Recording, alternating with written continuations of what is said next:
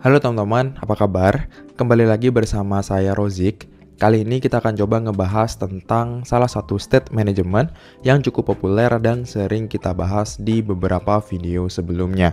Apalagi kalau bukan Flutter Block. Teman-teman bisa cek aja di dokumentasi resminya, yaitu di blocklibrary.dev ya. Nah, nanti di sana diberikan penjelasan yang cukup detail tentang gimana sih cara menggunakan dan instalasinya. Kali ini kita bahas lagi tentang si blok ini, mungkin biar lebih fresh gitu ya.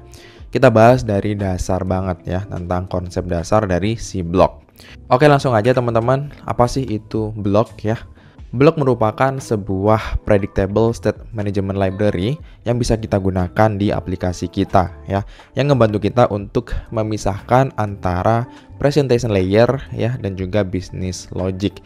Yang dimana presentation layer ini berhubungan dengan UI, sedangkan business logic ini berhubungan dengan logika bisnis atau biasa kita gunakan sebagai controller di aplikasi kita gitu ya.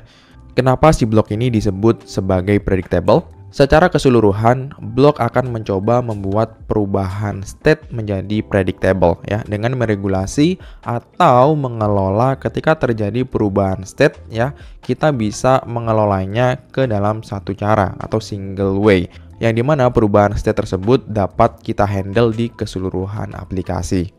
Ya intinya kayak gitu ya. Kita bisa menghandle perubahan state, kapan eventnya di-trigger, dan kapan perubahan state terjadi. Kita bisa kelola itu, kita bisa manage dengan mudah menggunakan library block ini teman-teman. Nah, buat teman-teman yang masih belum tahu apa itu state ya, simpelnya state itu merupakan kondisi di dalam aplikasi kita ya. Kondisi ini bisa berupa data gitu ya, dimana data ini nanti bisa jadi berubah-ubah ya. Bentuk data ini bebas gitu ya, bisa kelas, bisa variabel, dan lain sebagainya.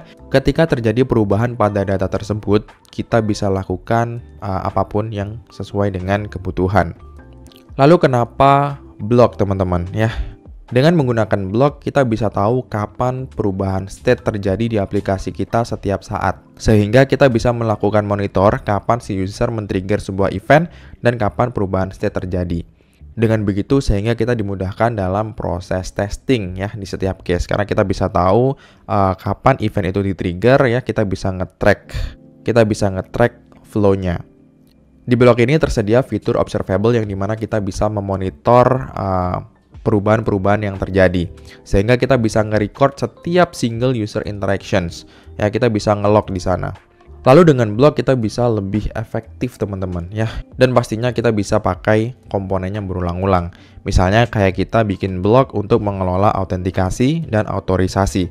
Kita nggak perlu bikin mekanisme autentikasi atau autorisasi di masing-masing page-nya. Kita cukup bikin satu blok aja, kemudian di blok itu kita bisa pakai di keseluruhan aplikasi ketika terjadi perubahan-perubahan pada status usernya. Misalnya kayak gitu.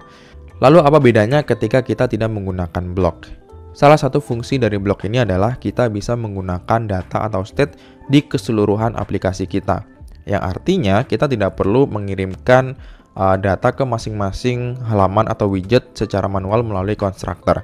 Ya, ini contoh ketika teman-teman di sini bayangkan punya halaman homepage, kemudian ada profile page ya, kemudian ada order page. Nah, ketika teman-teman tidak menggunakan state management block, anggap aja di homepage ini ada mekanisme autentikasi misalkan. Maka ketika di halaman lain membutuhkan sistem autentikasi, maka kalian biasanya akan mengirimkan melalui constructor ya. Kita kirimin out datanya ke halaman lain melalui navigasi, bisa juga kemudian dimasukin ke dalam constructor. Begitu juga dengan order page. Ketika si order page ini butuh data autentikasi, maka dia akan minta ke si pemanggilnya, yaitu si homepage. Ketika teman-teman menavigasi ke halaman order page, kalian kirimin tuh out datanya ke page yang berikutnya yang ingin teman-teman kirimin. Nah, ini akan ribet ketika halaman dari aplikasi teman-teman banyak ya, ini cuma 2. Dan ketika terjadi perubahan data di out-nya, maka tidak akan ke-update secara keseluruhan. Itu juga minusnya. Makanya cara ini sangat tidak efektif ya. Dengan menggunakan blok, masalah ini akan teratasi.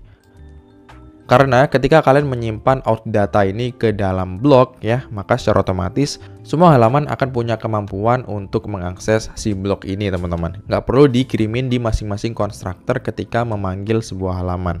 Nah, dengan cara seperti ini kalian tinggal panggil aja block provider.auth, kemudian masukin nama bloknya ya, konteks, kemudian panggil aja data yang kalian simpan di dalam si blok yang teman-teman bikin. Ya, dengan begitu si halaman ini nggak bergantung satu sama lain gitu ya. Ketika misalkan di profile page membutuhkan data yang ada di dalam homepage, kalian nggak perlu masukin melalui konstruktor, kirimin dari homepage ke profile page.